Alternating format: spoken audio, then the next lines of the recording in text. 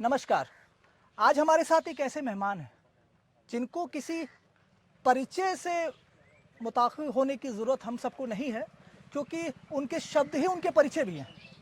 वो अक्सर TV debates पे आपको अपने शब्दों के बाड़ों से मिल जाएंगे देखने को। हमारे साथ राकेश त्रिपाठी जी है। सर, नमस्कार। बहुत स्वागत है आपका। नमस्कार, नमस्कार।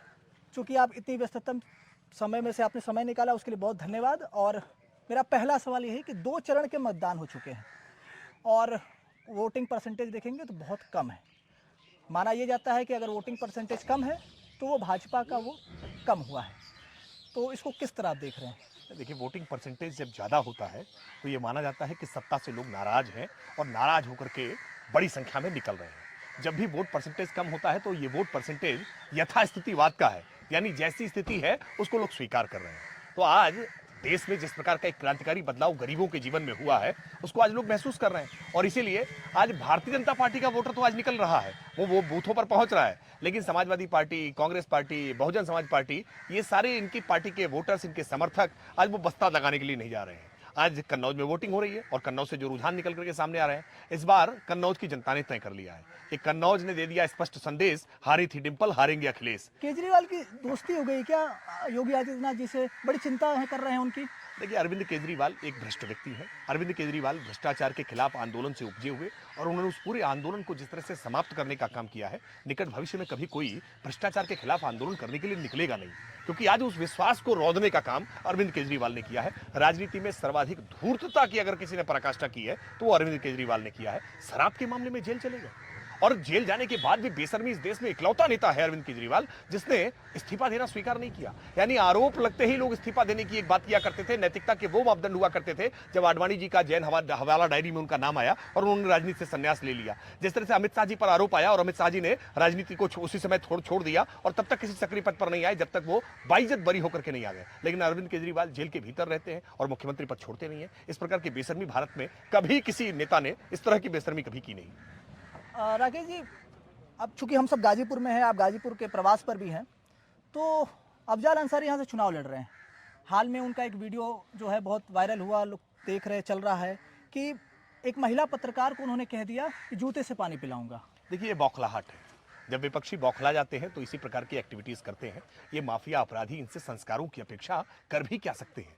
लोगों के ऊपर गोलियां चलाना, रंगदारी वसूल करना, अपहरण उद्योग चलाना, किस प्रकार से अपराध से जर्रा जर्रा कांपता रहा है पूरे पूर्वांचल का, इस अपराध का आज को नेस्तनाबूद करने का काम योगी आदित्यनाथ जी की सरकार ने किया है। बौखलाहट में है, जान रहे हैं कि अब कुछ बचा नहीं है। आज जड़ों को खोद करके उसमें मट्ठा डालने का काम जनता कर रही है, तो बौखलाहट में आकर के इस प्रकार की हरकतें कर रहे हैं। लेकिन चुनाव के बाद ये हरकतें भी समाप्त हो जाएंगी। अब समाजवादी पार्टी जो कौमी एकता दल के विलय से अपने आप को मना किया करती थी, लेकिन वही आज अफजाल अंसारी को अपनी गोद में बिठाल कर खिला रही है। जनता ने इस दोहरेपन को देख लिया है, जनता इस दोहरेपन को नकार रही है। अफजाल अंसारी एक ऐतिहासिक हार हारने जा रहे हैं, और अंसारी परिवार का जो दबदबा, जो रसूख हुआ करता था, जो उनका डर और दहशत का माहौल हुआ करता था, आज वो स्वयं डर और दहशत के साए में है। ये कानून का राज है, कानून का डंडा आज स्थापित हुआ है। राकेश जी, जब आप कह रहे हैं कि हार होने जा रही है, अगर यहाँ के समीकरण को देखें तो MY और दलित को मिला दिया जाए तो 50% से ज़्यादा है। आप तो 50% से जो ज़्यादा है उसके बाद आप चुनाव लड़ते हैं। देखिए, MY का समीकरण अब बदल गया है। ये MY जो पहले मुसलमान और यादव कहा करते थे ना, ये MY अब मोदी और योगी हो गया है। M से मोदी और Y से योगी।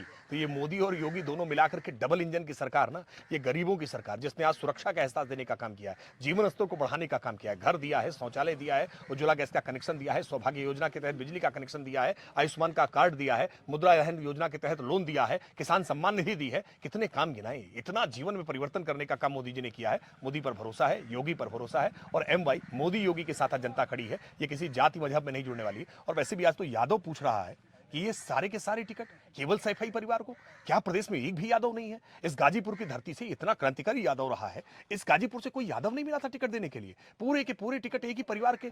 भाई को लड़ाने का काम करेंगे बदायूं से, भाई को लड़ाने का काम करेंगे फिरोजाबाद से, भाई को लड़ाने का काम करेंगे आजमगढ़ से, स्वयं लड़ जाएंगे जो है कन्नौज से, और पत्नी को लड़ा देंगे मैनपुरी से। तो 4 भाई 1 भौजाई, सारी समाजवादी पार्टी इसी में निपटाई। अरे भाई, यादव जो आज पूछ रहा है ना सवाल कि यादवों को टिकट क्यों नहीं दिया है, ये आज इसलिए यादव मुस्लिम का समीकरण पूरा टूट गया है, और मुस्लिम को दरी बिछाने के लिए पंचर बनाने के लिए कब तक छोड़ेंगे भाई? आज मुसलमान मेन धारा में जुड़ा है, आज उसके हथकरघे के उद्योग योगी आदित्यनाथ की दी हुई बिजली से चल रहे हैं। आज इसलिए दंगे नहीं होते हैं तो घर न हिंदू के जलते हैं न मुसलमान के जलते हैं। इसलिए मुसलमान हो या यादव हो या किसी जाति बिरादरी का हो, सब आज भारतीय जनता पार्टी के साथ खड़े हैं बिना भेदभाव के। सबका साथ, सबका विकास, सबका विश्वास और सबका प्रयास, ये मंत्र केवल दिया नहीं है बल्कि तंत्र में लागू किया है। राकेश जी, मोदी की जब बात करते हैं तो मोदी के खिलाफ एंटी इनकम्बेंसी नहीं है, ये कई राजनीतिक विश्लेषक मानते भी हैं इस बात को। लेकिन जब चुनाव होते हैं तो प्रत्याशी को लेकर बड़ी एंटी इनकम्बेंसी है या थोड़ी नाराजगी है, तो जमीन लड़ना तो चुनाव जमीन पर है, तो कब तक मोदी और योगी चलेगा? देखिए, देश आज केवल एमपी नहीं चुन रहा है, देश पीएम चुनने का काम कर रहा है। सीधे आज मोदी जी का चेहरा घर घर तक पहुंचा हुआ है। मोदी की गारंटी पर लोगों का भरोसा है। तो आज मोदी जी के प्रतिनिधि हैं। आज किसी भी सांसद के प्रति, कोई सांसद का प्रत्याशी हो, उसके प्रति लोगों की भावना आज मोदी जी के प्रतिनिधि के रूप तौर पर हो रही है। क्योंकि 2019 के लोकसभा चुनाव में विशेष तौर पर गाजीपुर का जिक्र करूं मैं, तो गाजीपुर से भारतीय जनता पार्टी सफल नहीं हुई थी। कमल का फूल यहां मुरझा गया था, लेकिन उसका खामियाजा गाजीपुर ने भुगता है। गाजीपुर ने महसूस किया है कि गाजीपुर की जो पहचान रेल मंत्री रहे हुए मनोज सिन्हा जी के कारण तेजी से बढ़ी थी, वो कहीं ना कहीं डाउन हो गई।